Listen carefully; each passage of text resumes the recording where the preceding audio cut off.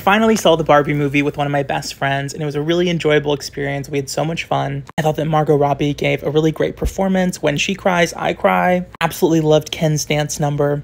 I really appreciate a lot of the positive things that came out from this film, notably lots of friends going to the movie theater together, all dressing up. I think that is a very rare thing in today's cinematic landscape and something to be celebrated.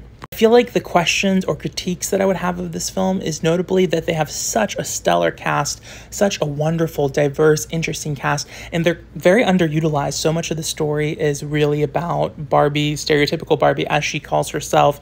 It's so much about her journey. And I found myself really wondering about what's the president's life like in this world? Like, can we get a little bit more of their characters instead of just the kind of quippy one-liners? I also had some questions about queer representation because while the film, employs lots of queer actors, which I thought was so cool, and I love seeing queer actors making lots of money and being in wonderful big films like this, none of the characters themselves were explicitly queer. It's a very heterosexual gender binary film, and so that left me with some questions about what is left to the imagination and what could have been a little bit more overt. There's also been tons of discourse online about white feminism in response to this film, and for those who don't know, white feminism is a feminist politic that focuses specifically on the concerns of white women. There seemed to be a lot of arguing back and forth, some people arguing that Barbie doesn't have to be a feminist film, it's a film about a doll. Some people saying because it has such a big platform, that gives it the responsibility to really get this right. Some people saying, well, even though it's kind of just a feminist 101, a light feminism that doesn't really go that far,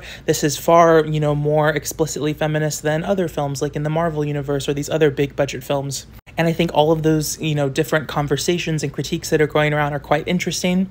And I think that one of the kind of takes/reviews that I agreed with the most was Jasmine Casas's essay, Why Barbie Isn't the Feminist Film I Hoped For, in which she expressed that she too dressed up and went to the cinema. She had a fantastic time with her friends, that she had a lot of fun, that she loved the film, but that there is a very real lack of intersectional storytelling, and that's okay to point that out. You can love a film, you can be excited for a film to do well, you can support a film, and you can support an artist, you can support that whole thing, and still want it to be more inclusive.